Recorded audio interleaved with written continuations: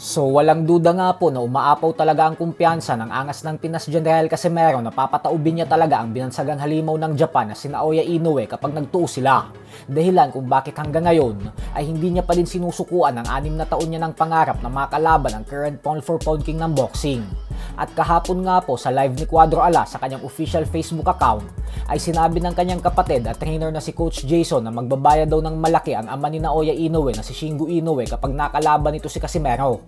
Kasi pag natalo umano si Inoue ay hindi nito kakayanin ang depresyon na sasapitin niya kaya wawakasan daw nito ang kanyang buhay. At may batas umano sa bansang Japan na kapag ginawa ito ng anak ay magmumulta ang magulang. Atin dyan. Dahil sa inyo, makamit na natin. Para makamit na natin yan si Naoya Inoue. Pero si Naoya Inoue talaga parang wala pang Magbayad talaga wala yan. pang pansin eh. Magbayad talaga yan ng mahal yung papa niya doon. Ha? Ang papa niya magbayad ng mahal sa gobyerno.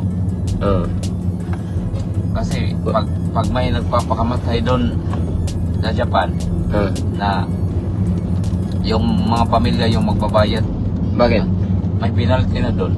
Kasi sa sobrang daming nagpapakamatay. Kaya kung may anak ka or yung sila, halimbawa may anak ka nagpapakamatay, yung mga magulang yung magbabayad sa gobyerno. Parang may fines na Oo. pag magpakamatay. Ano yan? Sa kabilang banda naman mga idol ay puspusan na nga po ang paghahanda ng ating pambato na si former IBF Super Flyweight World Champion Jerwin Angkahas kasama ang kilalang conditioning trainer na si Mimo Heredia sa Amerika. Ito po ay dahil sa susunod na linggo na po gaganapin ang kanyang kauna-unahang laban sa ilalim ng SUFA Boxing Promotions ni Dana White at Turki Al-Ashik. At hindi po talaga biro ang magiging laban niya na ito dahil hindi na nag-aksaya pa ng panahon ang SUFA na bigyan siya ng tune-up fight at bagkus binigyan agad siya nito ng isang matindi at mabigat na hamon. Ang kanyang makakatapat po kasi ay ang undefeated knockout artist ng featherweight division na si Omar Trinidad. May record na 20 wins with 40 knockouts at walang talo. At dahil baguhan pa lamang si Angka sa 126-pound featherweight division at 4.5 star din ang rating ni Trinidad sa BoxRec, kaya asahan po natin na lalabas bilang underdog si Angka sa laban na ito. Kaya ipagdasal at suportahan po natin ang ating pambato na makuha ang tagumpay sa bigating laban na ito.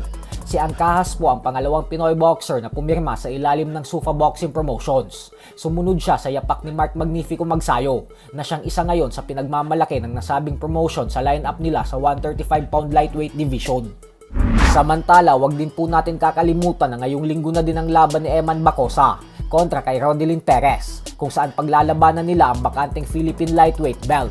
Ito na ang pagkakataon ni Bacosa upang matawag siyang isang kampiyon sa Pilipinas. Pero wag po muna natin pag-usapan ang world title at pagiging world champion kay Bacosa kasi malayo pa po yun sa ngayon. Mahaba-haba pa ang kailangan niyang lakbayin. So hanggang dito na lang po muna tayo mga idol.